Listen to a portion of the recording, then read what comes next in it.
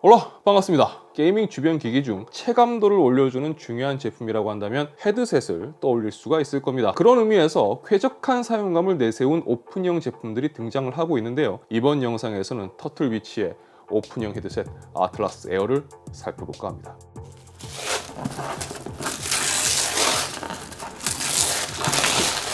자, 패키징부터 살펴보겠습니다. 헤드셋 본체가 전용 파우치에 보관이 되어 있습니다. 휴대하기 편하겠네요. 그리고 사용 설명서가 있습니다. 이 모델은 2.4GHz 무선 방식과 블루투스 방식을 지원하기 때문에 설명서는 참고를 해보시는 게 좋을 것 같습니다. 자, 그리고 유선 연결을 위한 3.5mm 오디오 케이블과 충전을 위한 USB-C to A 타입 케이블이 있습니다. 자, 유선 케이블은 별도의 음량 조절 다이얼이 있습니다. 하지만 요즘 같은 경우에는 사용성이 높은 편은 아니겠죠. 그리고 마이크가 있습니다. 마이크는 유닛 쪽으로 메탈 메쉬망 처리가 되어 있어서 마감도는 상당히 괜찮았습니다. 자, 윈드 스크린도 함께 제공돼요. 자, 마지막으로 무선 동글이 있습니다. 자, 그럼 이제 제품의 외형을 한번 살펴보도록 하겠습니다.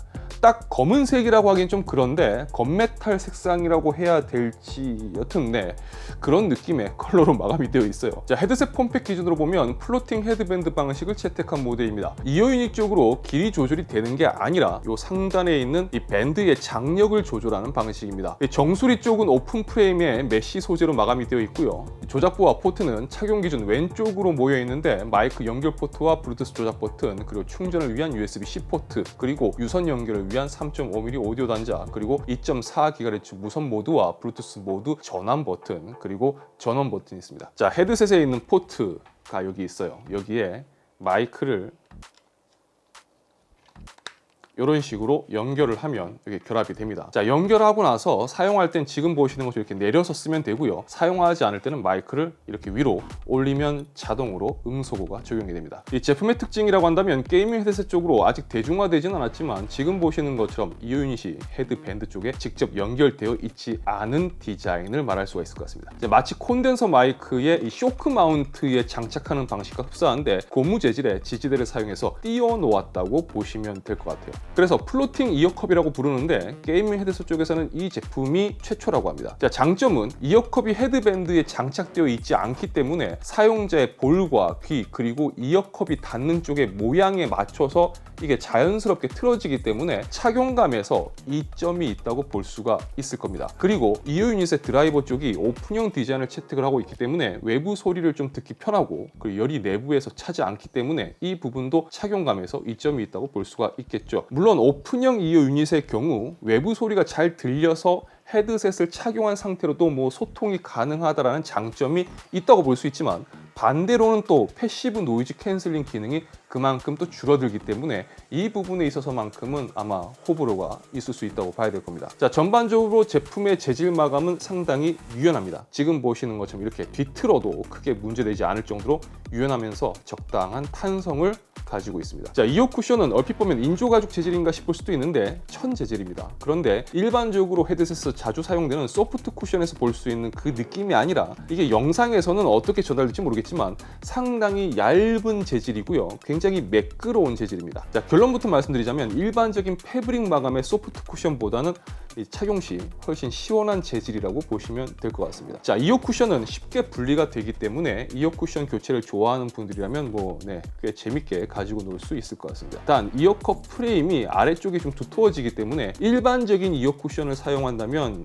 아마 좀 재단 부분에 좀 신경을 써야 될 수도 있을 것 같습니다. 이걸 노렸는지 모르겠지만 터틀비치에서 이 모델용으로 이어 쿠션과 헤드밴드 세 가지 색상으로 이렇게 판매를 하고 있긴 합니다. 자, 제품의 무게. 아무래도 이 헤드셋은 무게가 중요하겠죠. 실측 기준 301g으로 측정이 되었습니다. 마이크 설치 기준 스펙상 301g이기 때문에 스펙과 동일하게 나왔다고 보시면 되겠죠. 자, 최근 게이밍 헤드셋의 이 무게 그 트렌드를 보면 유선 제품들이 한 200g대, 그리고 무선 제품들이 300g대라고 볼 수가 있는데, 무선 제품 기준으로 이제 301g이면 상당히 가벼운 제품이라고 볼 수가 있을 겁니다. 자, 제품의 컨셉이라든지 전반적인 빌드를 보면 아무래도 착용감에 신경 쓴 모델이라는 걸 알 수가 있습니다. 하지만 제가 야구 모자 기준, 그리고 전투모 기준으로 60호 사이즈를 사용한다고 헤드셋 리뷰 때마다 말씀을 드리는데요. 그래요. 저 머리 큽니다. 자, 제 기준에서 봤을 때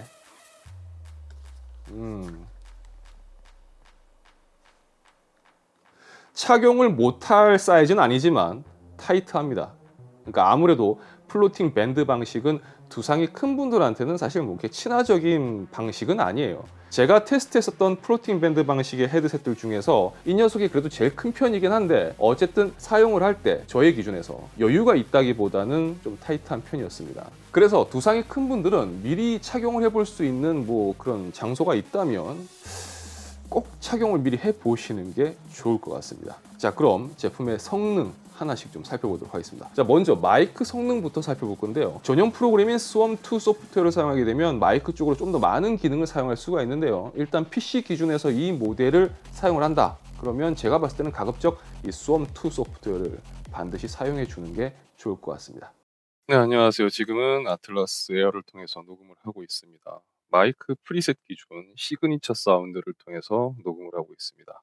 마이크 품질을 확인해 보시길 바랍니다. 지금은 아틀라스 에어를 통해서 녹음을 하고 있습니다. 프리셋 기준 전체, 마이크 프리셋 기준 전체로 녹음을 하고 있습니다. 마이크 품질을 확인해 보시기 바랍니다. 네, 지금은 아틀라스 에어 마이크 프리셋 기준 선명도 프리셋으로 녹음을 하고 있습니다.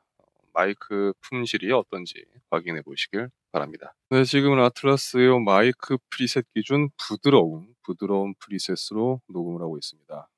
기존 다른 프리셋들과의 차이점도 확인하실 겸 마이크 품질은 어떤지 확인해 보시길 바랍니다. 자, 마이크 테스트를 하다가 조금 독특한 걸 발견해서 한 가지만 더 테스트를 했으면 합니다.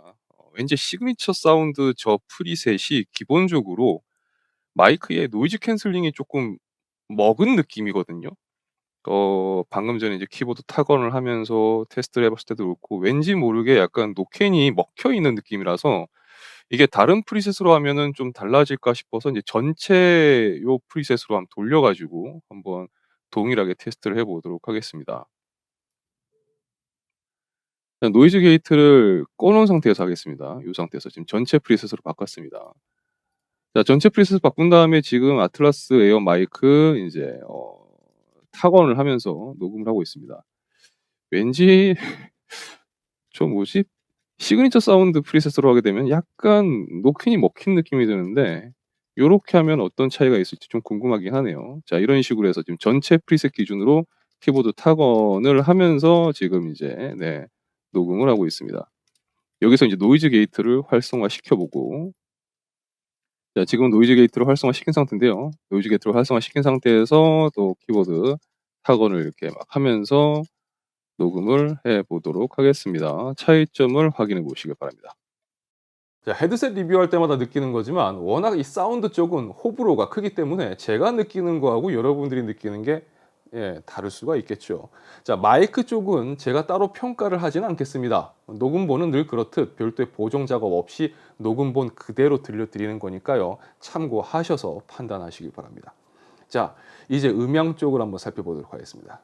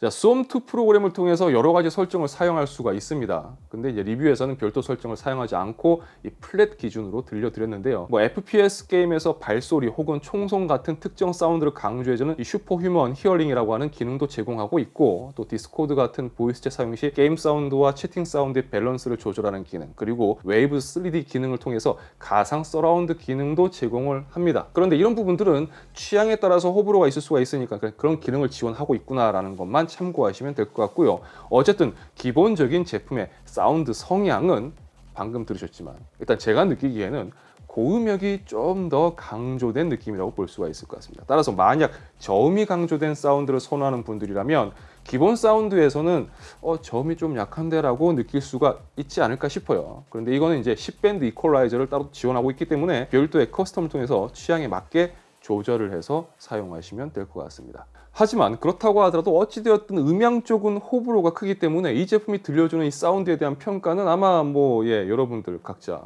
다양하게 느끼셨을 거라고 생각합니다. 자, 마지막으로 블루투스 쪽을 살펴보도록 하겠습니다. 최근 무선 헤드셋의 필수 덕목이라고 할 수가 있겠죠. 이 모델은 블루투스 5.2를 지원합니다. 블루투스를 지원하는 기기와 연결을 할 수가 있는데 아마 기본적으로 스마트폰을 연결해서 사용하게 될 가능성이 높겠죠. 자, 스마트폰과 연결을 할 경우 게임 중 전화가 걸려오면 일단 PC 쪽 사운드는 중단이 되고요. 그 다음에 스마트폰 사운드로 넘어가게 됩니다. 자, 여기서 블루투스 버튼을 눌러주면 전화를 받게 되고요. 통화가 끝나면 다시 PC 쪽 사운드로 넘어가게 됩니다. 어디 있는데 지금? 그 행사장 좀 와 있어요. 지금 헤드셋을 지금 사용을 해가지고 스마트폰도 연결해가지고 지금 전화를 걸어봤습니다.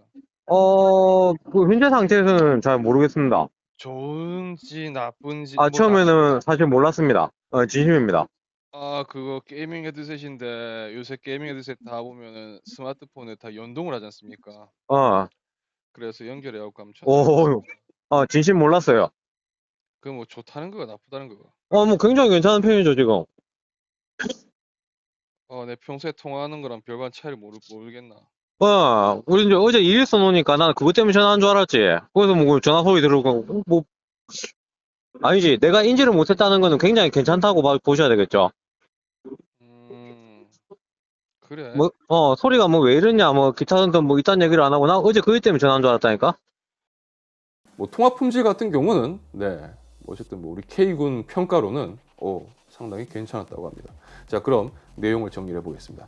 자, 이 모델의 가격 24만 9천 원입니다. 가격 아름답죠. 아무래도 부담이 없는 가격은 아닐 겁니다. 제품은 상당히 착용감에 신경을 썼다고 볼 수가 있어요. 가볍고 땀 차지 않고 장시간 사용 시에도 편안합니다.